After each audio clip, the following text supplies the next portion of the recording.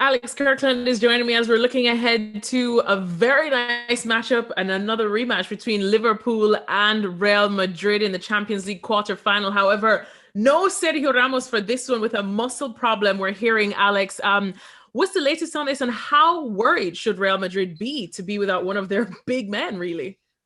Yeah, it's a disaster for Real Madrid coming at this stage of the season. As you say, you've got both legs against Liverpool. You've got the Clasico with Barcelona in between those two legs as well. And Sergio Ramos is going to miss all three of those games. That's our information. Ramos, of course, had only just come back from injury. He had knee surgery on the meniscus in his left knee. He worked really hard to come back from that in time for the Champions League second leg against Atalanta. He recovered miraculously, really, and made it in time for that game. Since then, there's been some efforts to kind of manage his game time and not see him play 90 minutes a week in, week out, because I think they know that they rushed him back a little bit early.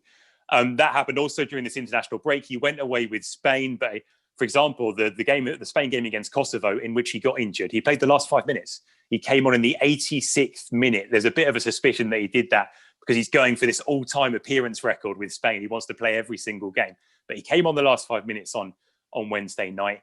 He felt this calf muscle injury, and as you say, tests have confirmed that he's going to be out now for a few weeks, and it couldn't come at a worse time. Let's not forget, of course, that Ramos's contract expires in the summer, so there's all that to consider as well. And then, just like you were saying, I mean, everyone's been hyping up this rematch for Liverpool and Real Madrid. Obviously, a lot of things have changed since both met, and both have been hit with the COVID pandemic in different ways.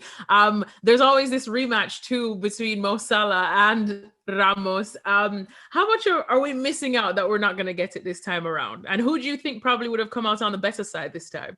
Yeah, I saw an interview that Mo Salah did with Marca the other day, and he did say, let's just say that I've got an extra motivation, a special desire to play in this game, and there's no question about that. So that's huge that Ramos isn't going to be there. It's huge for Real Madrid because Ramos is their talisman. He's the leader. He's the captain. He's so important, not just in terms of what he does as a defender, but kind of the emotional role that he plays for the team as much as what he does in practical terms. So I think it is significant for Real Madrid, and it's a boost for Liverpool because their forward line will be looking at the Real Madrid defence without Ramos. Now, of course, you've still got Rafael Varane there, but then it would be someone like Nacho alongside him in all probability. And I think that Liverpool will feel like without Ramos in that team, they've got more a chance than they would have had with Ramos in the team. I think this tie would have been really close and will be really close whether Ramos is there or not. Maybe I'd have Real Madrid as marginal favourites given where we are